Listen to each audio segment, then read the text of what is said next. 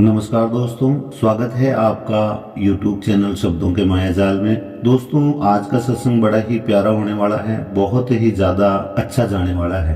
तो मैं चाहूँगा कि आप सभी श्रोतागण इस सत्संग को पूरा देखें और एक एक शब्द पर विचार जरूर करें, क्योंकि आज का जो सत्संग है, कबीर साहब ने वो वाणियाँ, वो शब्द अनुभव के विषय को लेकर बोली है और बहुत ही ज़्यादा प्यारी वाणियाँ हैं। इसलिए सदगुरु कबीर साहब फरमाते हैं कि तू कहता है कागज की लेखी, मैं कहता हूँ आखन की देखी।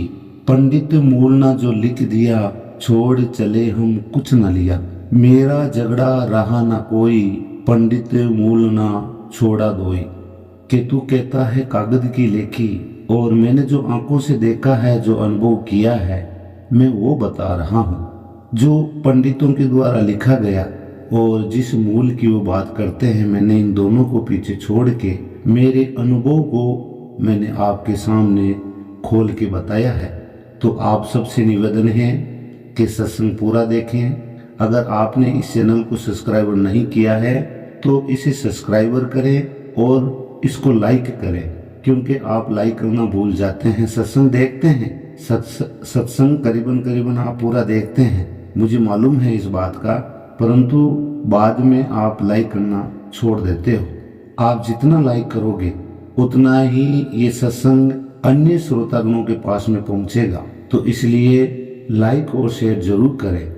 तो दोस्तों, बिना देर किए चलते हैं आज की सत्संग की ओर। सिंगी निस्दिन अनहद बाजे, सदा रहे उन्मुनि के साजे। सुरती शब्द में रहे समोई, कहे कबीर गलतान रहाई।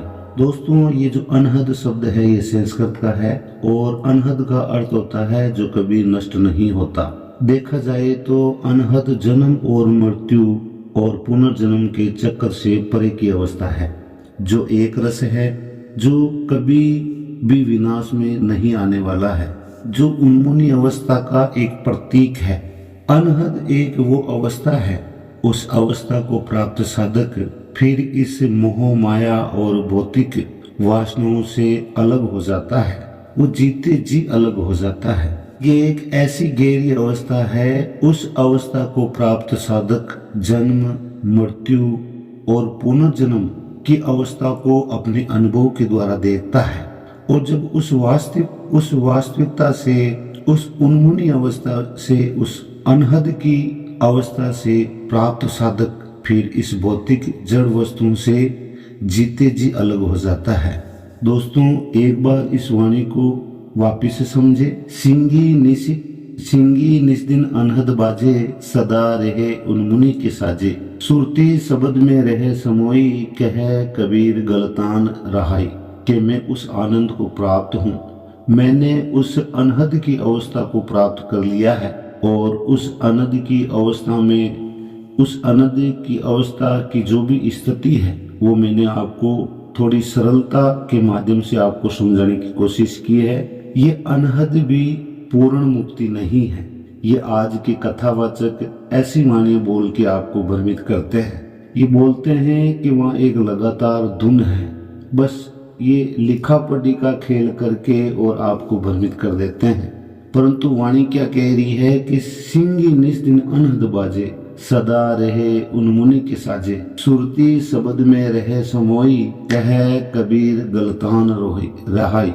मतलब सुरती और शब्द के विषय में मैंने आपको इसमें जो फर्स्ट से आप सुनोगे तो आपके समझ में आएगा कि आपकी जो सूरत और शब्द यानी परमात्मा, अविनाशी आत्मा अनहद में स्थापित होने के बाद में आपकी सुरती को ये मालूम हो जाता है कि प्रगति पुरुष क्या है। ये तो ज्ञान के माध्यम से पहले ही मालूम हो जाता है, पर वहां पर एक गहनता, एक बहुत ही आनंद की अवस्था में आप चले जाते हो और आपको वहां पर उस आनंद में ऐसी स्थिति में आप चले जाते हो, ऐसा आपको अनुभव होता है कि सब कुछ विनाश में, सिर्फ एक मैं ही हूँ जो अविनाशी हूँ।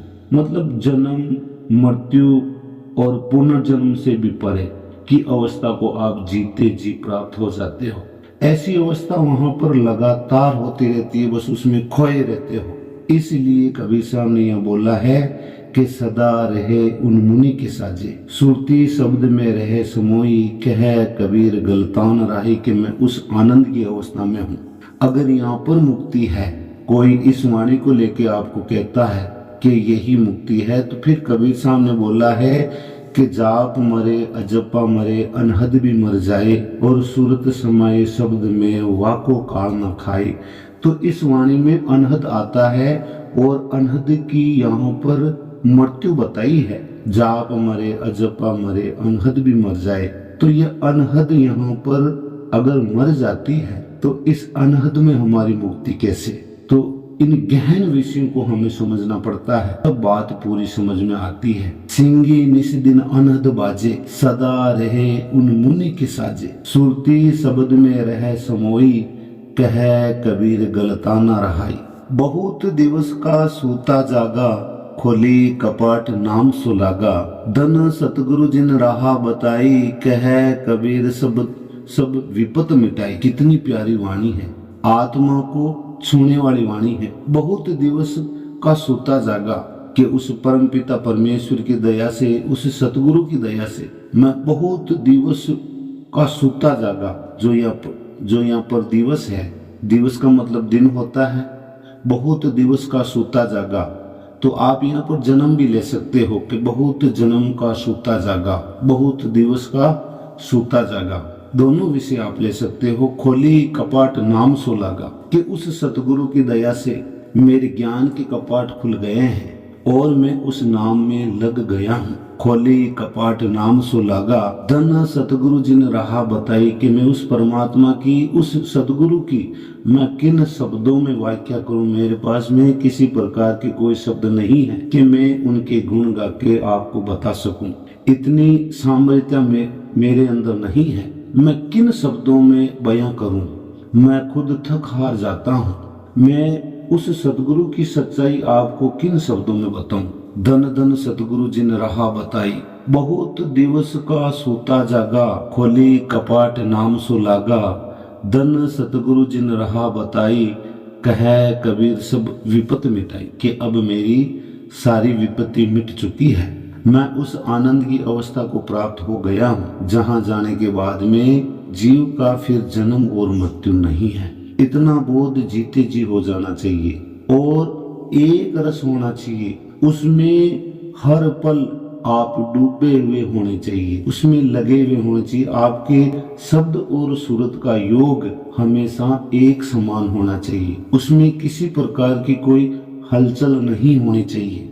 बहुत दिवस का सूता जागा, खोली कपाट नाम सो लागा। धन सतगुरु जिन राह बताई, कह कबीर सब विपत मिटाई। अब मेरी सारी भ्रांतियां, मेरी सारी विपत्तियां, मेरे सारे दुख दर्द सब मिट गए हैं। घट में भया नाम का हेला, मूल गहा जब खेलम खेला। मोह माया की काटी फांसी, कह कबीर मिटी 84।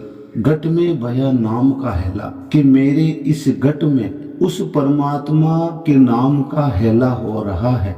जब मेरे सदगुरु के द्वारा मिली हुई वस्तु का मैं उपयोग जब करता हूँ, घट में भया नाम का हेला, जब मेरे घट में उस नाम का हेला होता है, जब उसकी पुकार होती है, जब मैं उस नाम को बजता हूँ, तो मूल गहा जब खेलम खेला, जब मैंने मूल को समझा, जब मैंने मूल को गाया, घट में उस मूल को गाया, उस मूल को समझ के मेरे घट में उस सच्चे नाम की पुकार हुई, तो अंदर खेलम खेला, मैं सारी अवस्थाओं से परिचित हो गया। जब आप ध्यान की अवस्था में जाओगे, जब आपको मालूम होगा कि प्रगति का कितना खतरनाक रोल है।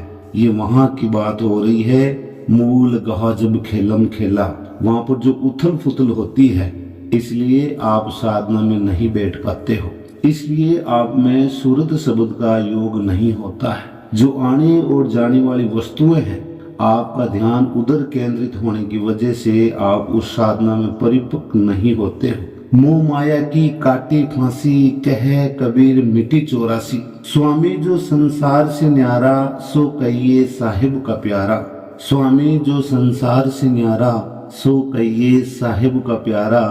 आशा तजी के रहे निराशा, कह कबीर तब देख तमाशा। साहेब यहाँ समझाना चाहते हैं कि ऐसा भगत, ऐसा साधक, स्वामी यानी स्वामी जो संसार से न्यारा, सो तो कहिए साहिब का प्यारा। कि ऐसा साधक, ऐसा भक्त, ऐसी जिज्ञासु आत्मा, ऐसी हंस आत्मा, स्वामी जो संसार से न्यारा, सो कहिए साहिब का प्यारा। आशा तजी के रहे निराशा, कहे कबीर तब देख तमाशा। कि ऐसा कोई साधक हो जो जीते जी संसार से न्यारा हो, न्यारा हो जाता है वो, सो तो कहिए साहिब का प्यारा। कि वो साहिब का प्यारा है, वो परमात्मा का प्यारा है, वो उस सदगुरु का प्यारा है। आशा तजी के रहे निराशा, इस संसार की सभी वासनाओं से मुक्त होकर यहाँ की आशा और तृष्णा को तज देता है। कहते हैं ना कबीर साहब, कामी क्रोधी लोभी लालची इनसे भक्ति न होई, भक्ति करे कोई सूरमा, जात वरुण कुल खोई। मन मरी ममता मरी, मर मर गया शरीर, आशा तृष्णा नहीं मिटे, के गया दास कबीर। तो आशा तजी के रहे न्यारा, उनसे अलग हो जाना है, उस उन्मुनी अवस्था को प्राप्त हो जाना है, उस सहज अवस्था को प्राप्त हो जाना है, उस अनहद को प्राप्त हो जाना है। आशा तजी के रहे न्यारा, कहे कबीर तब देख तमाशा। परमात्मा कहते हैं कि फिर देख तू अजब खेल मेरा, फिर देख तुझे मैं कैसे अपनी तरफ खींचता हूँ। जैसे चुंबक लोहे को खींचती है, वैसे मैं मेरी हंस आत्मा को कैसे अपनी तरफ खींचता हूँ। उस शब्द डोर के द्वारा, उस शब्द सुरती के द्वारा, जब उसकी सुरती उस शब्द में लग जाती है, फिर देख तमाशा। आशा तृष्णा सुख दुख से परे, जन्म मृत्यु और पुनर्जन्म से भी परे। आगे देखो कितनी प्यारी वाणी है। हाथ ठीकरा गले में कंथा, निर्गुण होकर पकड़े पंथा, ज्ञान चिरागी गट में जुपी, कहे कबीर जो मुक्त स्वरूपी। हाथ ठीकरा गले में कंथा, निर्गुण होके पकड़े पंथा, ज्ञान चिरागी गट में जुपी, कहे कबीर सो मुक्त स्वरूपी। सदगुरु कबीर साहब समझाते हुए फरमाते हैं कि हाथ में ठीकरा गले में कंथा, कि तूने उस परमपिता परमात्मा को, अपने आप को प्राप्त करने के लिए, उस सदगुरु को प्राप्त करने के लिए तूने हाथ में ठीकरा और गले में कंथा, गले में कंठी माला ले ली, हाथ में ठीकरा ले लिया, घर घर भिक्षा मांगता है।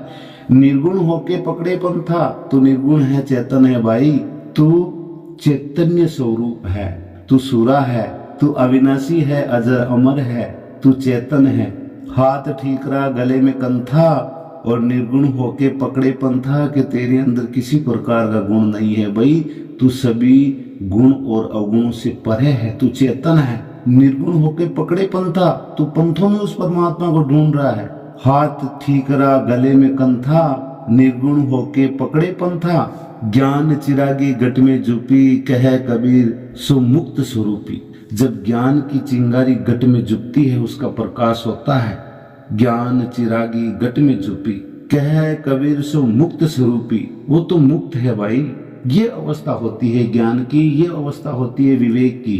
तुम घर घर जैसे भिक्षा मांगने वाले साधु आपको मिल जाएंगे, कोई भगवे कपड़े में है तो कोई व्हाइट कपड़े में है, कई वेशभूषा में आपको मिल जाएंगे, और निर्गुण होके पकड़े पंथा। इन अवस्थाओं को समझना पड़ेगा कि साहेब इन अवस्थाओं के माध्यम से हमें क्या समझाना चाहते हैं। यहाँ पर विशेष तौर से देखा जाए तो भगवान जब बुद्ध की बात आती है तो वो घर घर भिक्षा मांगते थे, पर उनकी अवस्था बाकी जो हाथ में ठीकरा लेके घूम रहे हैं, जो निर्गुण होके गुणों में भौतिक अवस्थाओं में फंसे हैं, ये उनके लिए बोल रहे हैं साहब। तो अवस्था को समझना पड़ेगा। उस अवस्था को जब तक नहीं समझेंगे तब तक हमारी भ्रांति नहीं मिटेगी। फांटा टूटा कथा पहिरे, मनसा ममता गट में गहीरे, ताकी चौकी मान बढ़ाई, कहे कबीर सो दिया उठाई। बहुत ही प्यारी वाणी है। फांटा टूटा कथा पहिरे, कि मैंने जो भी ये जो अनुभव की वाणियां बताई है उनसे कोई हट कर कोई ढोंग करता है और कथा और सत्संगों का ढोंग करता है। फांटा टूटा कथा पहिरे, मनसा ममता घट में रहीरे गहीरे, कि उसकी आशा तृष्णा नहीं मिटी है। आशा तृष्णा ममता में वो उन भोगों में लिप्त है, इस सृष्टि के अंग संग है, उसमें वो पूरी तरह से फंसा पड़ा है। फांटा टूटा कथा पहिरे, क्या करते हैं शुरू में कुछ जिज्ञासु साधकों में ऐसी अवस्था होती है जो परमात्मा को प्राप्त करना चाहते हैं, पर आगे चल के वो विचलित हो जाते हैं। फांटा टूटा कथा पहिरे, फिर वो कथा करने लग जाते हैं, साधना में उनका ध्यान नहीं लगता है। परमात्मा को पाना बड़ा कठिन है। जब मैं इस पे सत्संग करूंगा आने वाले समय में, वो राम की गली सांकरी बाई, उस राम की गली बहुत सांकरी है। जो निर्भय होके उस पे चलेगा उसके लिए परमात्मा दूर नहीं है। जो इस सृष्टि के रोगी हैं, जो भोगी हैं, उनसे परे हैं परमात्मा, उनके साथ नहीं है। भले ही व्हाइट कपड़े पहन लो, भगवा कपड़ा पहन लो, दाढ़ी बढ़ा लो, मूछें बढ़ा लो, उससे कोई मतलब नहीं है। फांटा टूटा कथा पहिरे, मनसा ममता घट में गहीरे, ताकि चोखी मान बढ़ाई, कहे कबीर सो दिया उठाई। ऐसे लोगों की मान बढ़ाई तो होती है, जग के अंदर बहुत अच्छी मान बढ़ाई होती है, क्योंकि जीव सत्ता समझ नहीं पाती है। जीव में ऐसी सत्ता नहीं होती है कि वो वास्तविकता को पकड़ ले। वो जीव ने उस वास्तविकता को नहीं पकड़ा है, तभी तो इनके चरण छू रहे हैं, तभी तो ये इनकी कैद में है, और इसी का फायदा ये उठाते हैं। फांटा टूटा कथा पहिरे, मनसा ममता घट में रही गहीरे, ताकि चोखी मान बढ़ाई, कहे कबीर सो दिया उठाई। ऐसों को काल उठा लेता है, तो ऐसों से दूर रहो। वो खुद तो काल के दायरे में है, काल की कैद में है। आप समझदार हो, आप समझो उस विषय को। कबीर साहब जी के अनुभव की वाणियों को आप समझो। निर्गुण सेती लाजा मरही, कहे कबीर जीव कैसे तरही, मन राजा सरगुण में बीजे, जूं छेरी खटिक की दीजिए, निर्गुण सेती लाजा मरही, कहे कबीर जीव कैसे तरही। देखो, जब निर्गुण और सरगुण की बात आती है तो इसमें निर्गुण और सरगुण की अवस्था को आप तब समझ पाओगे जब आप उस शुद्ध ब्रह्म को, शुद्ध चेतन को, परमात्मा के वचनों को आंतरिक अंतःकरण से समझ जाओगे। कोई सरगुण में फंसा है, कोई निर्गुण में फंसा है, और उन्हें शुद्ध ब्रह्म की अवस्थाओं का ज्ञान नहीं है, इसलिए वो जीव कैसे तरही। कोई सरगुण में उलझा है, कोई निर्गुण में उलझा है, कोई ब्रह्मा बड़े हैं, कोई विष्णु बड़े हैं, मतलब वो तत्व ज्ञान को प्राप्त नहीं है। इसलिए निर्गुण सेती लाजा मरही, मन राजा सरगुण में बीजे। तो जब आपका आंतरिक भाव प्रकट होगा तब ये सारी चीजें समझ में आती है। फांसी लिया हाथ में माया, ज्यों बांगनी बकरे को खाया, पल पल सो गवावे रोई, कहे कबीर ऐसा दुख होई। कि ये चेतन, इस चेतन को इस माया ने फांस लिया है, मतलब खुद ये चेतन इस माया जाल में फंस गया है। फांस लिया हाथ में माया, फांस लिया हाथ में माया। जब तक ये बकरा उस बांगनी को नहीं पहचानेगा, इस माया को नहीं पहचानेगा, तब तक ये बकरा जीव सत्ता में है।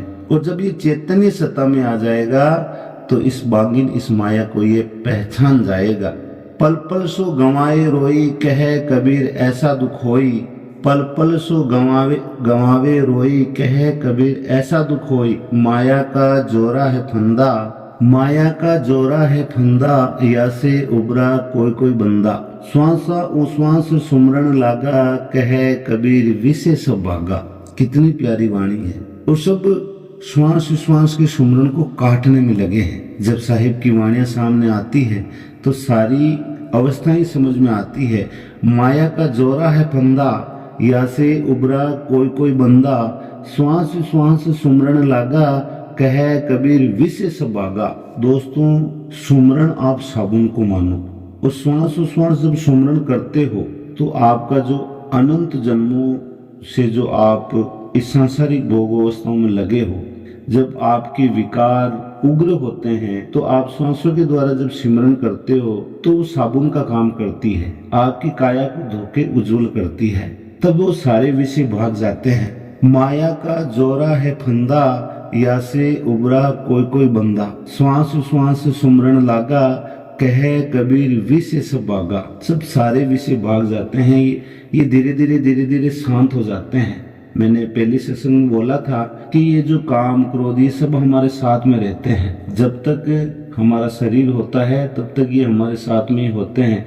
गीता में इसके बारे में बहुत लंबा चौड़ा बता रखा है कि हे अर्जुन, मेरी माया बड़ी दुरुस्त है। और कैसे बड़े बड़े जो योगी तपस्वी होते हैं, जो सिद्ध साधक होते हैं, वो कैसे पद भ्रष्ट होते हैं, अपने पद से कैसे गिर जाते हैं, अपने ओहदों से कैसे गिर जाते हैं। जो धीर पुरुष होते हैं वो भी आगे चलकर कई बार विचलित होकर इस माया में वापस लिप्त हो जाते हैं। तो इस माया महाठगनी को हमें समझना पड़ेगा, और माया महाठगनी है, इसके लिए सुमरण एक साबुन का काम करती है। नाम उठत नाम बैठत नाम सोवे जागियो। तो इस वाणी पे विशेष मंथन करें, विचार करें। आपका कोई प्रश्न है तो भी आप कमेंट बॉक्स में जरूर लिखें। माया का जोरा है फंदा, या से उबरा कोई कोई बंदा, श्वास श्वास सुमरण लागा, कहे कबीर विशेष बागा। जैसे